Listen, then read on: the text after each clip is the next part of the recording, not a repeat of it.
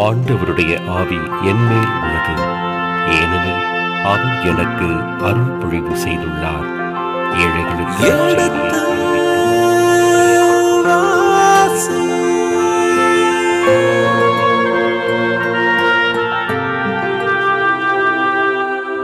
எடுத்து வாசி.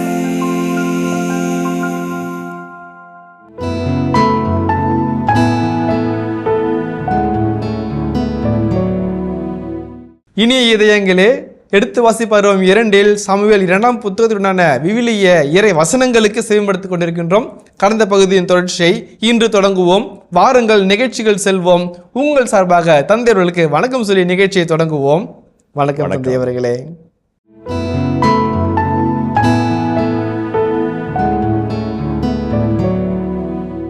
கடவுளே அன்பு மேலே நம்பிக்கை வைக்கும் போது அப்பால் ஒரு தூசு குப்பையான நாம் அன்பு மேலே நம்பிக்கை வைக்க மாட்டேங்கிறமேன்னு சொல்லிட்டு ஒரு எழுத்தாளர் எழுதும்போது love is not rusky, it's risky அப்படின்னு ஒரு சின்ன விளையாட்டை ஒரு வாக்கியம் சொல்லுவார்.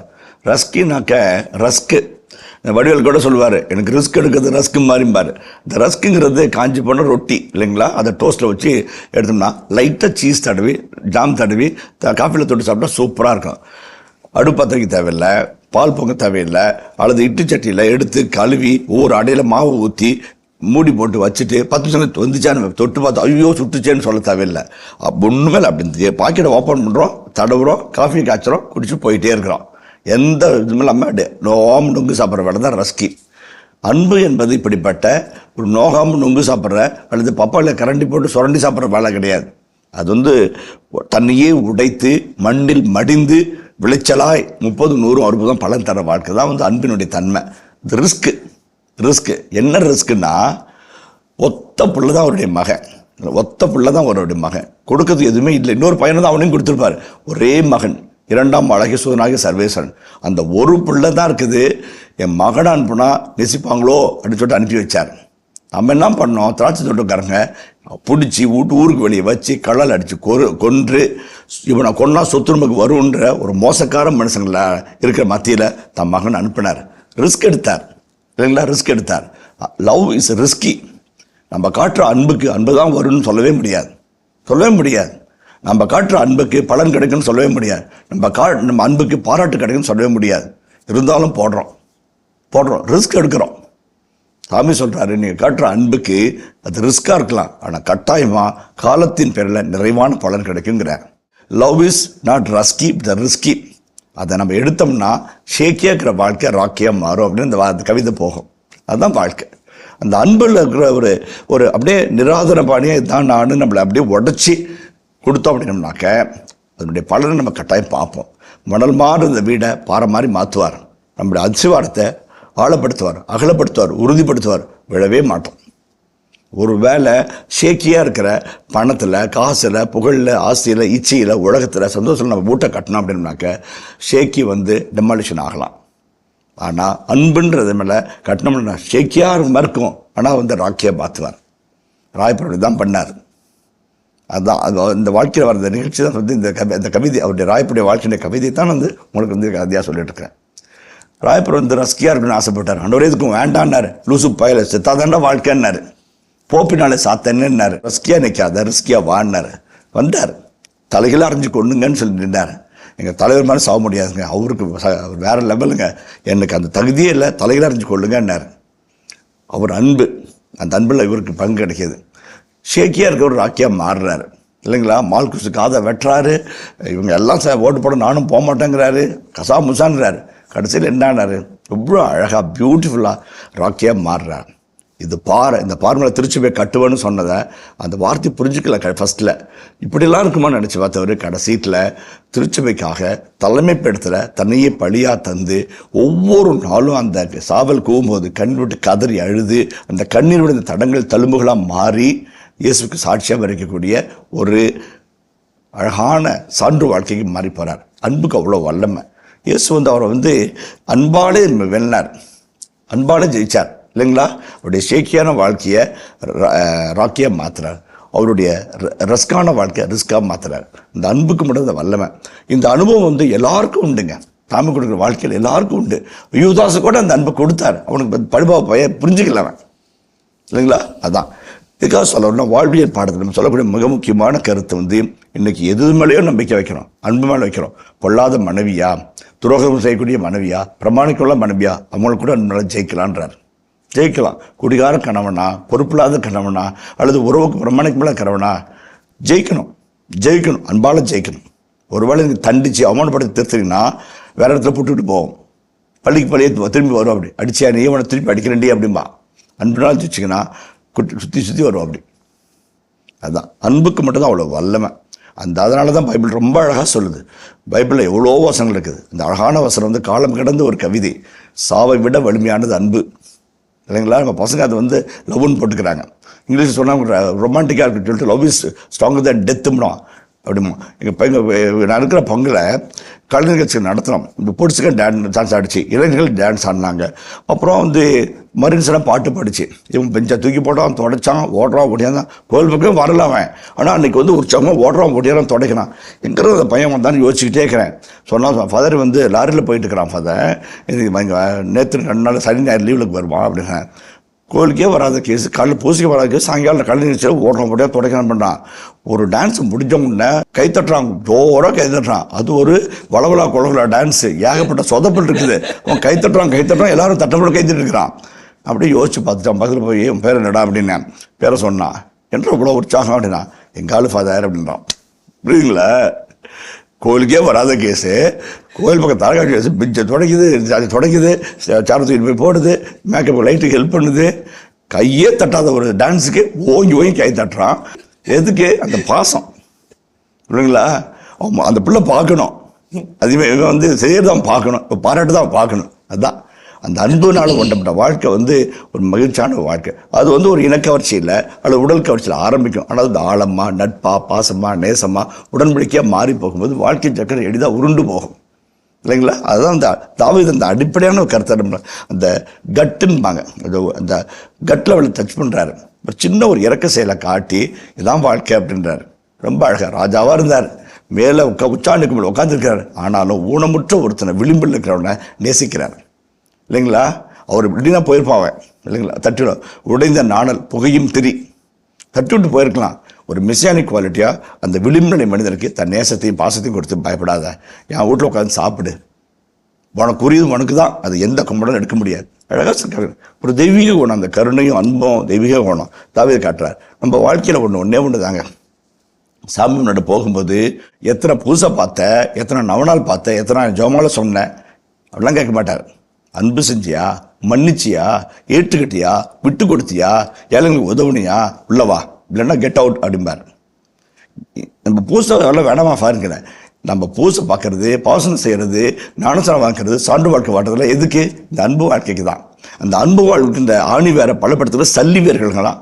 இந்த சல்லி வேரில் போகிற ரத்தம் அந்த ஆணி வேரை அப்படியே தாங்கி பிடிக்கும். எந்த புயல் வந்தாலும் இடிச்சாலும் அசையாமல் உறுதிப்படுக்கும். அதுதான் வந்து அந்த புரிஞ்சுக்கிட்டோம்னாக்க நம்முடைய கிறிஸ்துவ வாழ்வு மிகப்பெரிய சான்று வாழ்க்கை மாறும். அதான் அந்த திருப்பாடல் 23 சொல்வார், அழகாக சொல்வார். என் எதிரிகள் முன்பாக எனக்கு விருந்தொன்று ஏற்பாடு செய்தீர், என் கிண்ணம் நிரம்பி வழிகிறது. அழகாக சொல்றாங்க. நானும் ஆண்டவரின் நிலத்தில் நெடுநாள் வாழ்ந்திருப்பேன். கடவுள் நம்பிக்கை வச்சு என்ன நடந்தாலும் சாமி எனக்கு நல்லதான் செய்வார் நினைச்சவர் அன்பு செஞ்சார். கடவுள் அன்பு செஞ்சார், தன்னை எதிரியை கூட அன்பு செஞ்சார். அதனால தான் வந்து ஆண்டவர் நிலத்தில் நெடுநாள் நான் வாழ்ந்திருப்பேன்னு சொன்னார். அந்த 7ஆம் அதிகாரத்தில் பார்த்தேன். என்ன சொல்கிறாரு?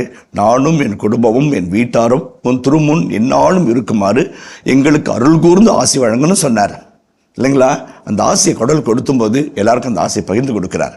அதுதான் நம்முடைய அது ரொம்ப அழகான ஒரு இயல்பான ஒரு மனிதரை நம்மளையே நம்ம அங்கே பார்க்கணும். தாவீதுக்குள்ள இந்த மாதிரி நம்ம ஏன் இருக்கக்கூடாது?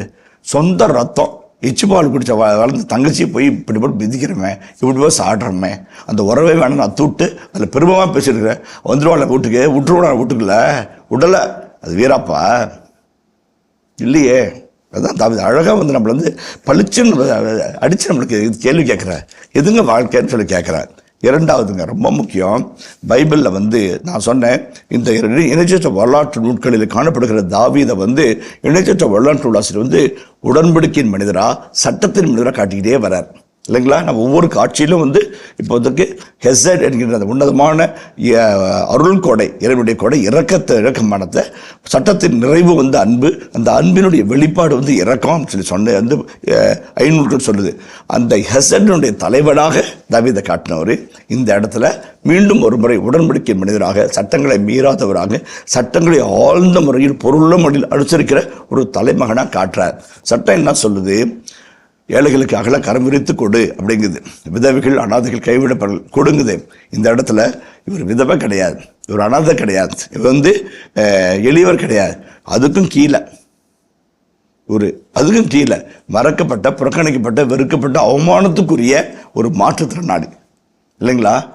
தாவீதுக்கு அவன் போய் அன்பு காட்டுறது மூலமா சட்டத்தை தாண்டி அன்புக்கு போகணும். சட்டம் வந்து என்ன சொல்லுது? இவங்களுக்கெல்லாம் கொடு, பள்ளிப்பொருட்களை கொடு. அதை தாண்டி அன்பு. சட்டம் வந்து மினிமல்ங்க. அதை தாண்டி அன்புக்கு நம்ம போகணும். தாவீது மெபிபோசத்தை காட்டின ஒரு அன்பு மிகப்பெரிய அன்பு. எனக்கு என்ன கேள்வினா, தாவீது இவ்வளோ இறக்கம் காட்டுறாரு, தாவீதுக்கு என்ன கிடைக்கும்? ஒன்றும் கிடைக்காது. மீறி பேர்ப்போ நம்ம 2 ஆயிரம் கழிச்சு நம்ம அவரை பற்றி பேசிகிட்டு இருப்போம், அவ்வளோதான். ரொம்ப ரொம்ப முக்கியம். சீராக்கு நாடநூலில் ஒரு செய்தி இருக்குது, உன் சொத்தை ஒரே இடத்துல போடாத அப்படின்னு சொல்லும். அதுக்கு என்ன சொல்கிறாங்க? எங்கள் பேரை சொல்லும்போது அந்த காலத்தில் வடுகை செஞ்சாங்க. கடலில் கொஞ்சம் போடு, கரையில் கொஞ்சம் போடு, நிலத்தில் கொஞ்சம் போடு, உறவுல கொஞ்சம் போடு அப்படின்னு பிரித்து போடுவாங்க. ஒரே இடத்துல போட்டு வச்சா வராமல் போயிடும், முதலீடு பெருசாக இருக்கா போது லாபம் இல்லாமல் போயிடும்.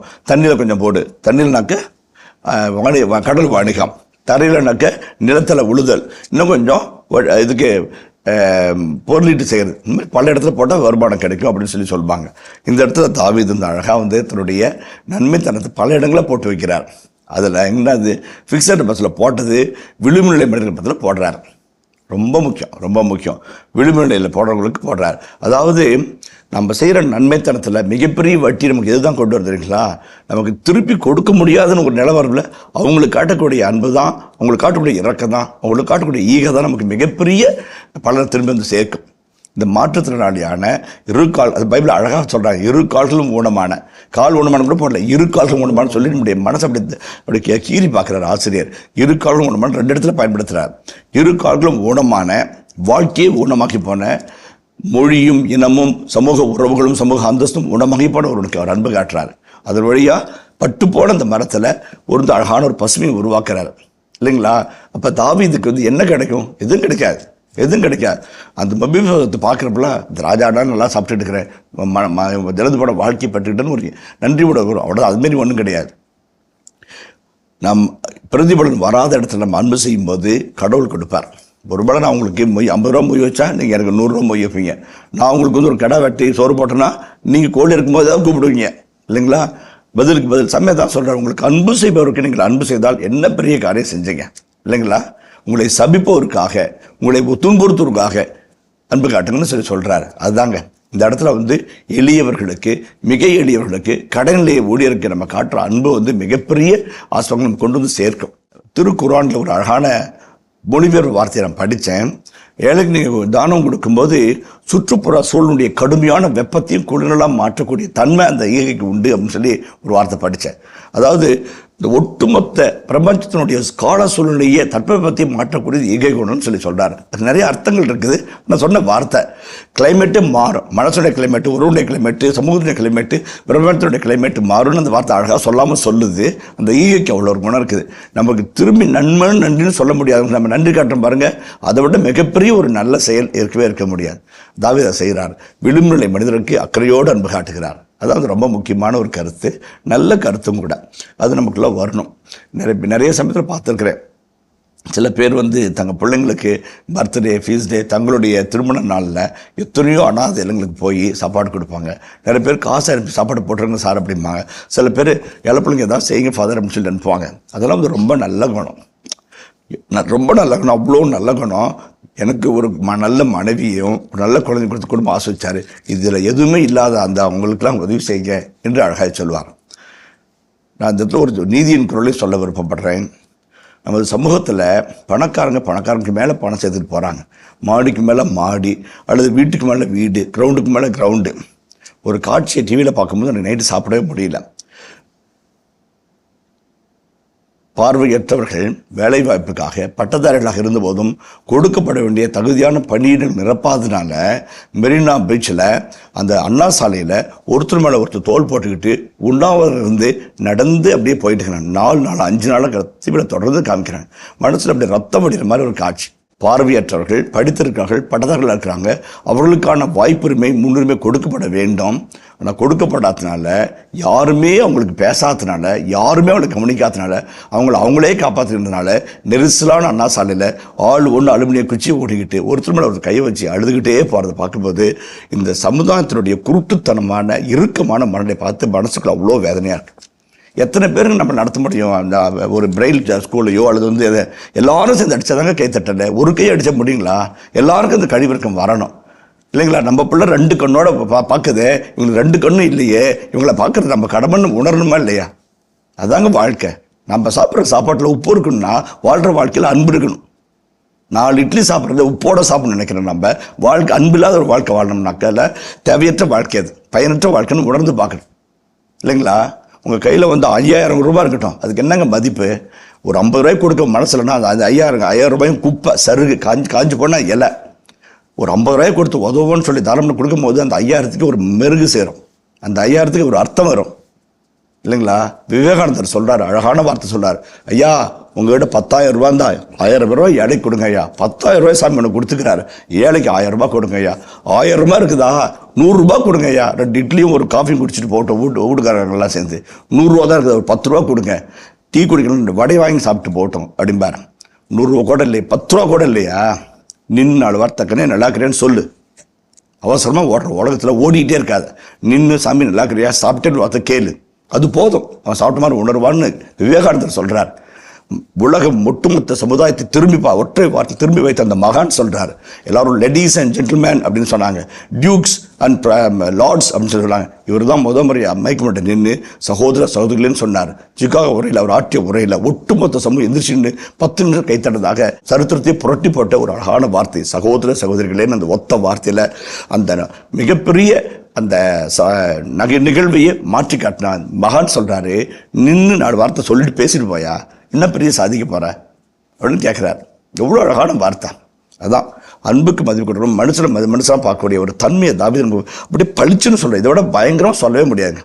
ஒரு சின்ன அதிகாரம் தாவீதில் நிறைய சாதனை பண்ணுறாரு, இவ்வளோ சாதிக்கிறார்.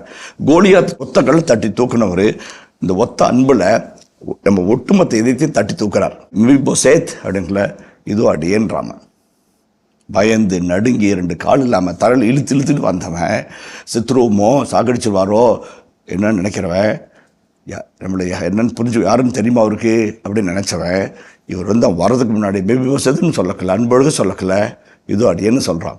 அதில் எல்லாமே கரைஞ்சி போச்சு, எல்லாமே கரைஞ்சி போச்சு.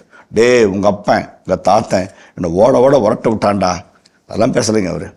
பேபி வசதுன்னு ஒத்த வார்த்தையில் எல்லாத்தையும் கரைச்சி நிற்கிறார். அதுதான் வாழ்க்கை. இப்படி தான் வாழணும், எப்படியும் வாழ்கிற வாழ்க்கையை தாண்டி இப்படி தான் வாழன்ற வாழ்க்கை தான் தாவீதுடைய வாழ்க்கை. அதனால தான் இன்றைக்கும் அந்த ஒரு வார்த்தை தாவீதுன்னு சொன்னோம்னாக்க அந்த இஸ்ராயல் ஜனங்க அப்படி உருகி போகிறாங்க. திருப்பாடல் 51 நீங்கள் வாசிச்சுட்டு அழாமல் இருந்தீங்கன்னா நீங்கள் மனுஷனே கிடையாது. அவ்வளோ அழகாக எழுதுவார். தப்பன்ட்டு பிற்பாடு சாமுனுடைய அவருடைய இறக்கத்தை வேண்டி அவர் பாட்டு ஜெபிக்கிற ஜபம் அவருக்குள்ளாக இருந்த நிறைவான ஆன்மீக செறிவை நமக்கு அப்படியே படம் பிடிச்சு காட்டும். அவ்வளோ அழகான வார்த்தைகளை பொறுக்கி எடுத்து உலர்பணியை போல எனக்கு கழுவுங்க, சுத்தமைப்படுத்துங்கன்னு பேசுவார். ரொம்ப அழகாக பேசுவார். ஆண்டவரே, நான் பண்ண தப்பு என்னுடைய மெரிட்டுக்காக நான் மன்னிக்க வேணாம் ஆண்டவரே, நான் ராஜா உனக்காக அதை செஞ்சேன் இதை செஞ்சேன், அதுக்காக உங்களுடைய இறக்கத்துக்காக என்னை மன்னிக்க ஆண்டவரே ஜெபம் பண்ணுவார். அந்த மனசெல்லாம் நம்மளுக்கு வந்துச்சுன்னா வாழ்கிற ஒவ்வொரு நாளும் மோட்சம் தான், வாழ்கிற ஒவ்வொரு மனுஷரும் ஏஞ்சல்ஸ் தான். அதுதான் தாவீது அப்படியே அழகாக சின்ன ஒரு காரியத்தில் நம்மளை அப்படியே தட்டி தடவிட்டு போகிறார். இனி இதயங்களை இதுவரை நாம் எடுத்து வாசி நிகழ்ச்சியில் சாமுவேல் 2ஆம் புத்தகத்தில் 9ஆம் அதிகாரத்திற்குண்டான விவிலிய விளக்கங்களுக்கு செவிமடுத்திருக்கின்றோம். இனி இந்த அதிகாரத்தின் இறை வசனங்களுக்கு செவிமடுப்போம். சாமுவேல் 2ஆம் நூல் அதிகாரம் 9. யோனத்தானின் பொருட்டு சவுலின் வீட்டாருக்கு நான் கருணை காட்டுவதற்கு இன்னும் யாராவது இருக்கின்றனரா என்று தாவீது கேட்டார். சவுலின் வீட்டை சார்ந்த சீபா என்ற ஓர் பணியாளன் இருந்தான். அவனை தாவீதிடம் கூட்டிச் சென்றனர். நீதான் சீபாவா என்று அரசர் அவனிடம் கேட்க, அடியேன்தான் என்று அவன் பதிலிறுத்தான். கடவுளின் கருணையை நான் சவுலின் வீட்டாருக்கு காட்டுவதற்கு இன்னும் யாராவது இருக்கின்றனரா என்று அரசர் கேட்டார். யோனத்தானின் 2 கால் ஊனமுற்ற மகன் ஒருவன் இருக்கிறான் என்று அரசரிடம் சீபா பதிலளித்தான். எங்கே அவன் என்று அரசர் அவனிடம் கேட்க, லோதபாரில் அம்மியேலின் மகன் மாக்கீரின் வீட்டில் அவன் இருக்கிறான் என்று அரசரிடம் சீபா கூறினான். லோதபாருக்கு ஆள் அனுப்பி அம்மியேலின் மகன் மாக்கீரின் வீட்டிலிருந்து அவனை அரசர் தாவீது கொண்டு வரச் செய்தார். சவுலின் புதல்வனான யோனத்தானின் மகன் மெவிபோசேத்து தாவீதிடம் வந்து முகம் குப்புற விழுந்து வணங்கினான். மெவிபோசேத்து என்று தாவீது அழைக்க, இதோவும் அடியான் என்று அவன் பதிலிறுத்தான். தாவீது அவனிடம், அஞ்சாதே, உன் தந்தை யோனத்தானின் பொருட்டு நான் உனக்கு கருணை காட்டுவது உறுதி. உன் மூதாதை சவுலின் நிலம் அனைத்தையும் உனக்கு மீண்டும் கிடைக்கச் செய்வேன். நீ எப்போதும் என்னுடன் உணவருந்துவாய் என்று கூறினார். அவன் வணங்கி, நான் செத்த நாய் போன்ற பணியாளன். நீர் என்னை கடைக்கண் பார்ப்பதற்கு எனக்கு என்ன தகுதியுள்ளது என்றான். பிறகு அரசர் சவுலின் பணியாளன் சீபாவை அழைத்து, சவுலுக்கும் அவர் தம் அனைத்து வீட்டாருக்கும் உரியதெல்லாம் நான் உன் தலைவரின் பேரனுக்கு அளித்துவிட்டேன். உன் தலைவரின் பேரன் உண்பதற்காக நீயும் உன் பிள்ளைகளும் உன் பணியாளரும் அவனுக்காக நிலத்தை உழுது விளைச்சலை கொண்டு வருவீர்கள். ஆனால் உன் தலைவரின் பேரன் மெவிபோசேத்து எப்போதும் என்னுடன் உணவருந்துவான் என்று கூறினார். என் தலைவராம் அரசர் தம் பணியாளனுக்கு இட்ட கட்டளைப்படியே உம் பணியாளனும் செய்வான் என்று அரசரிடம் சீபா கூறினான். இளவரசர்களில் ஒருவரைப் போலவே மெவிபோசேத்து தாவீதுடன் உணவருந்தி வந்தான். மெவிபோசேத்துக்கு மீகா என்ற ஓர் இளம் மகன் இருந்தான். சீபாவின் வீட்டை சார்ந்த அனைவரும் மெவிபோசேத்தின் பணியாளராக இருந்தனர். 2 கால் ஊனமான மெவிபோசேத்து அரசருடன் தொடர்ந்து உணவருந்தி வந்தான். எனவே எருசலேமிலேயே தங்கியிருந்தான். இதன் தொடர்ச்சியை மீண்டும் அடுத்த பகுதியில் தொடர்வோம். அதுவரை இணைந்திருங்கள். இயேசுவுக்கே புகழ், இயேசுவுக்கே நன்றி, மரியே வாழ்க. அனுப்பப்பட்டவர்கள் உடைய அன்புக்குரியவர்கள், மேன்மையான மனிதர்கள், அவருடைய அறிவையும் ஆன்மீகம் தாங்கி வாழ்கிற நல்ல மனிதர்கள். புரட்சி தலைவர் மாண்புமிகு எம்.ஜி. ராமச்சந்திரன் ஆட்சி காலத்தில் இருந்த பொழுது அவரை பற்றி அவருடைய வழக்குரைஞர்கள் கட்டுரை எழுதியிருந்தார். அவர் 2 அழகான கருத்துக்களை சொல்வார்.